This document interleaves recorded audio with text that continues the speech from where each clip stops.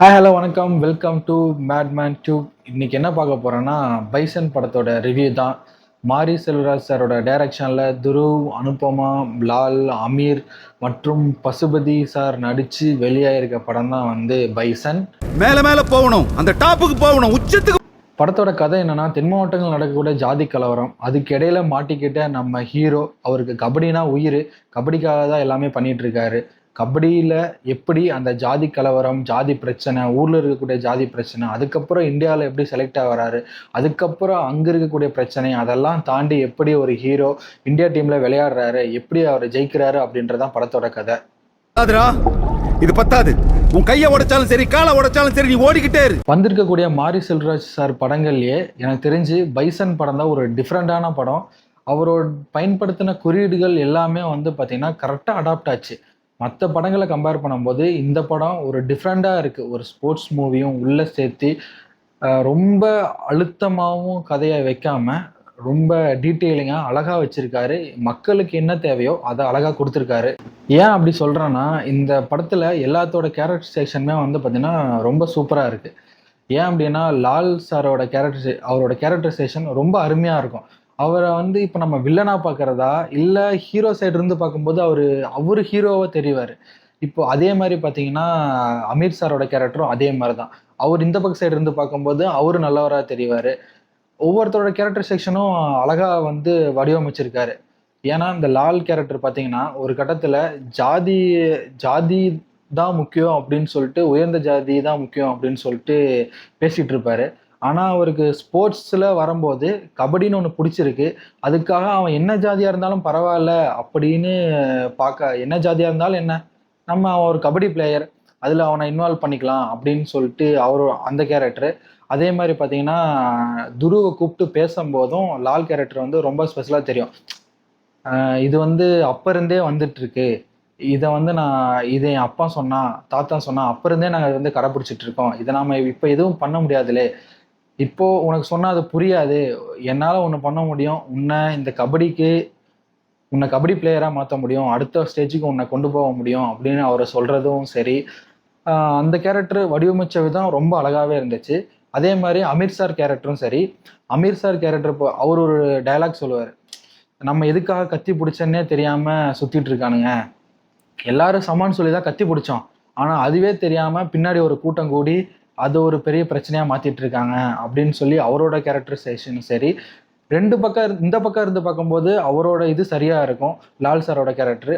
அதே மாதிரி அமீர் சாரோட கேரக்டர் பின்னாடி இருந்து பார்க்கும்போதும் இதுவும் சரியாக தெரியும். இப்போ நம்ம எது சரி எது தப்புன்னே சொல்ல முடியாது அப்படின்ற அளவுக்கு இருக்கும். ஜாதி அப்படின்றது அப்போ இருந்தே நம்ம பிடிச்சிட்டு வந்துட்டு இருக்கோம், அதனால தான் அது இன்ன வரைக்கும் திறந்துட்டு இருக்கு. என்ன ஜாதியாக இருந்தாலும் சரி, ஸ்போர்ட்ஸ்மேன்ஷிப் மாதிரி ஸ்போர்ட்ஸில் அது எதுவும் கலக்காது அப்படின்னு சொல்கிறக்கூடிய விதம் எல்லாமே ரொம்ப அருமையாக இருந்துச்சு இந்த படத்தில். இந்த படத்தில் பார்த்தீங்கன்னா எல்லாத்தோட கேரக்டரைசேஷனுமே படத்துக்கு என்ன தேவையோ அது அழகாக நீட்டாக கொடுத்துருக்காங்க. எல்லாத்தோட ஆக்டிங்குமே சூப்பராக இருந்துச்சு, அது குறை சொல்கிற மாதிரிலாம் எதுவும் இல்லை. பசுபதி சாரோட ஆக்டிங் மனுஷன் வாழ்ந்துருக்காருயா.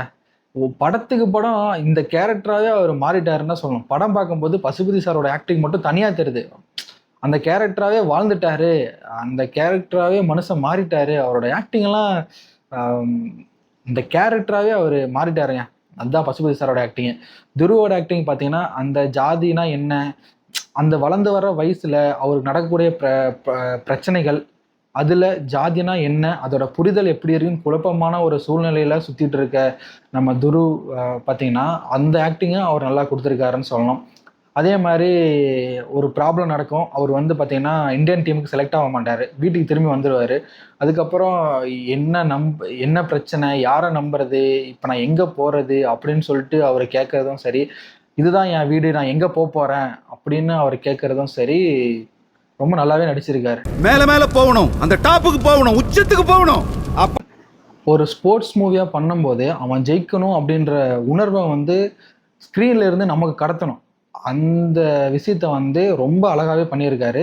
நம்ம மாரி செல்வராஜ் சார் பார்த்தீங்கன்னா இந்த விஷயத்த ரொம்ப அழகாக கையாண்டிருக்காருன்னு தான் சொல்லணும். ஏன்னா நம்ம துருவ் ஜெயிக்கணும் அப்படின்னு படம் பார்க்கும்போது, படம் பார்த்தவங்க எல்லாருக்குமே தெரியும், நம்ம ஜெயிக்கணும், அவன் ஜெயிச்சா நம்ம ஜெயிச்ச மாதிரிடா அப்படின்ற ஒரு ஃபீலிங் நமக்குள்ளே வந்துடுது. அப்போவே வந்து இந்த படம் வந்து ஜெயிச்சிருச்சுன்னு சொல்லணும். இந்த படம் வந்து எல்லாருமே சொல்லுவேன் 1000 கோடி அடிக்கணும் அப்படின்னு சொல்லிட்டு. தயவு செஞ்சு இந்த படத்தை தேட்டரில் போய் பாருங்க. இந்த படத்தை நீங்கள் தேட்டரில் பார்த்தாதான் இந்த படம் கலெக்ஷன் ஆகும். அப்போதான் அடுத்தது இது மாதிரி படங்கள் வரும். இந்த படத்தை நம்ம எல்லாருமே வந்து கொண்டாட வேண்டிய ஒரு படம். தமிழ் சினிமாவில் வந்து பார்த்தீங்கன்னா இது மாதிரி படங்கள் வந்து வரவேற்கத்தக்கது. இந்த படத்தில் பார்த்தீங்கன்னா வாத்தியாராக ஒருத்தர் வருவார். அவர் தான் ஃபஸ்ட்டு துருவை வந்து ஐடென்டிஃபை பண்ணுவார். என்ன அப்படின்னா திருட்டுத்தனமாக சாப்பிட்டுட்டு இருப்பாப்புல. அது அப்போது நடக்கக்கூடிய சின்ன சின்ன பிரச்சனை அது மூலியமாக தான் தெரிஞ்சு ஒரு கபடி பிளேயர் அப்படின்னு சொல்லிட்டு ஐடென்டிஃபை பண்ணி அங்கிருந்து அந்த வாத்தியார் கேரக்டர் வந்து தான் எப்பவுமே எடுத்தோடனே யாராலையும் கண்டுபிடிச்சிட முடியாது. ஸ்கூலில் கரெக்டாக இந்த படத்தில் ஸ்கூலில் வாத்தியார் ஐடென்டிஃபை பண்ணுறது அப்படின்றது எனக்கு தெரிஞ்சு கரெக்டாக இருந்துச்சு. அப்புறம் இந்த விஷயத்தை வந்து சொல்லி ஆகணும்.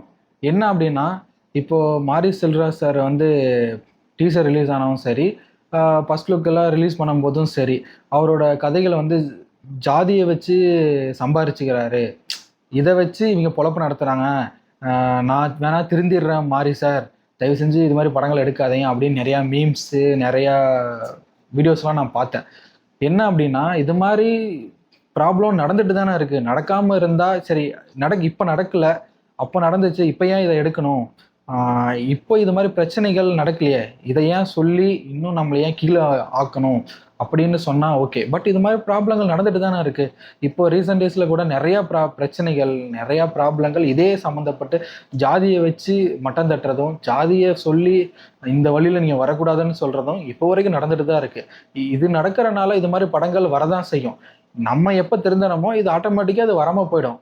என்னன்னா நம்மளால இது மாதிரி விஷயங்கள் படத்துல ஒருத்தருக்கு நடந்திருக்கு அப்படின்றதே பார்த்து இது மாதிரி ஒரு சுச்சுவேஷன்ல ஒருத்தன் வந்திருக்கான்டா, இது மாதிரி ஒரு நிலைமையில ஒருத்தன் வளர்ந்துட்டு வெளியே வந்திருக்கான் அப்படின்னு நமக்கு பார்க்கும் போதே அதை வந்து ரொம்ப எப்படி சொல்றது, எப்படி இருந்திருக்கும் அங்க இருக்கும் போதெல்லாம் அவனுக்கு எப்படி இருந்திருக்குன்னு யோசிச்சு பாருங்க. அப்படிங்கும்போது இதுல இருந்து வெளியே வந்த ஒருத்தன் இதெல்லாம் சொல்லதான் செய்வான், இதெல்லாம் பேசதான் செய்வான். இதை வந்து நீ எடுக்காத, இதை நீ இப்படி எடுக்காத, அப்படி பண்ணாத அப்படின்னு நம்ம என்னைக்கும் சொல்ல முடியாது. ஓகேங்களா? படம் வந்து ஜாதி ரீதியான படமோ இல்லை ஜாதியை வச்சு தான் படமோ அப்படின்னு எதுவும் கிடையாதுங்க. இது ஒரு நல்ல மூவி. உன்னை தேட்டருக்குள்ளே நீங்கள் போயிட்டீங்கன்னா தேட்டருக்குள்ளே படம் ஸ்டார்ட் ஆனதுலேருந்து எண்டிங் வரைக்கும் உன்னை வந்து எங்கேஜிங்காக வச்சுருக்கோம். அடுத்தது என்ன நடக்க போகுது அப்படின்றதையும் உனக்கு சொல்லிக்கிட்டே இருக்கும். இந்த படம் தூண்டுதல் ஏற்படுத்திக்கிட்டே இருக்கும். போரே எங்கேயும் அடிக்காதீங்க.